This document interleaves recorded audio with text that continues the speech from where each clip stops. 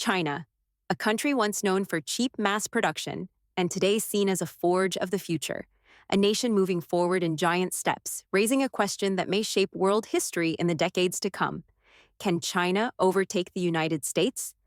Today, I'm taking you into a China that few people in the West truly know. A China that doesn't just build, it invents.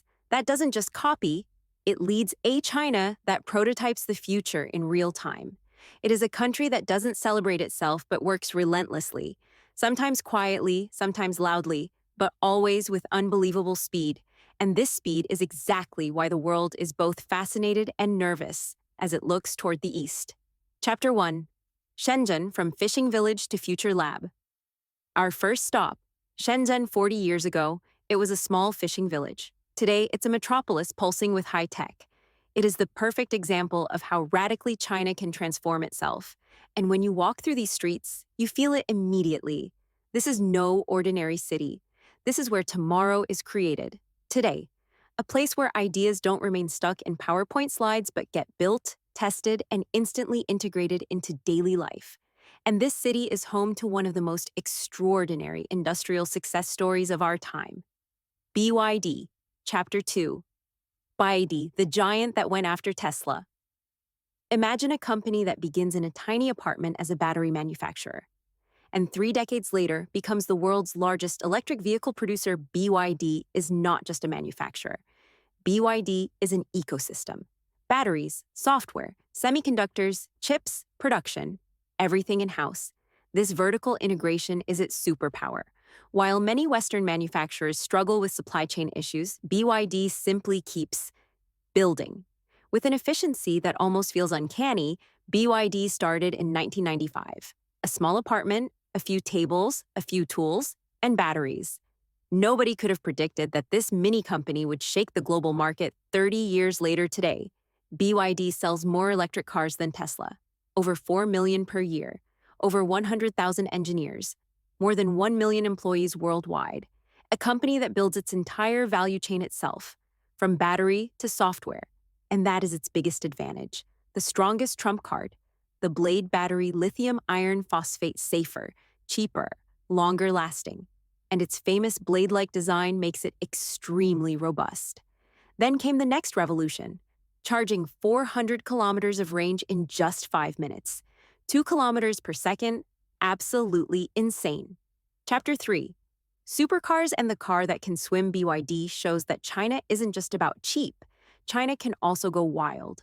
A super-fast electric car that can spin on the spot. A car that can float in emergencies and survive heavy flooding. These features aren't just showmanship, they reflect how China thinks. Solve problems before they arise. Combine functionality with real-world risks. An electric car that behaves like a boat may sound absurd in Europe, but in Asia, with intense monsoon seasons, it's simply practical. Chapter 4. Robot halls and mass production, 1 car per minute. A hall full of robots working 24/7 without pause.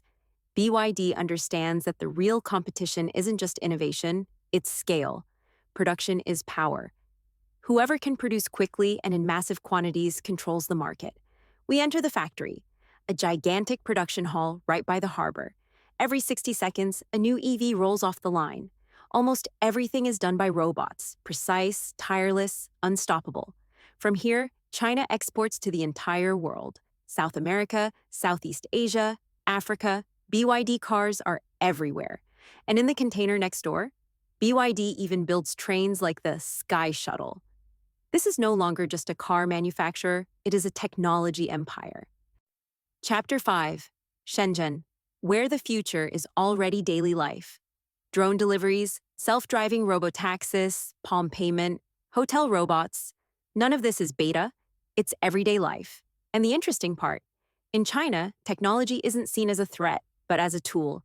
People here have a remarkable openness to new things. Innovation meets acceptance, and that creates speed. On the streets, you see almost only electric vehicles. Green plates, electric. Blue plates, combustion engines, and the blue ones look like relics from another era. But Shenzhen has even more surprises. Drone deliveries, you order coffee via WeChat. A drone lifts off flies across the city, lands exactly at your location. Your coffee, intact, Still warm. Self-driving robotaxis. No driver, just a dummy in the seat for fun. You get in, scan your face, and the taxi drives off. Palm payment, no phone, no wallet. You scan your hand and pay. Hotel robots riding the elevator. You order something and a robot brings it to your room, including taking the elevator. Shenzhen feels like 2050, just now. Chapter 6, Hangzhou. Robotics on a new level. Unary Robotics is another example of how consistently China pushes high-tech. The G1 is no gimmick. It's a preview of what robotics looks like once it becomes mainstream. The more you observe it, the clearer it becomes. We are at the beginning of a new era, and China doesn't want to witness this era. China wants to lead it. We fly to Hangzhou, a city filled with history and beauty, and the home of a company redefining robotics. Unary Robotics. Here stands one of the world's most advanced humanoid robots, the Unary G1. 1.27 meters tall.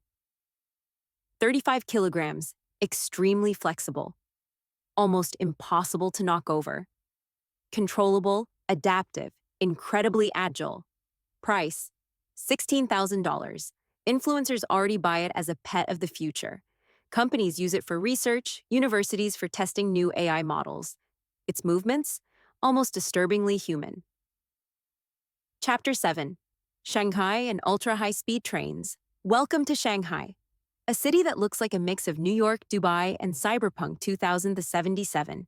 Here runs the famous Maglev train, one of the fastest in the world. 431 kilometers per hour top speed. Levitating magnetically at ultra-quiet, extremely stable.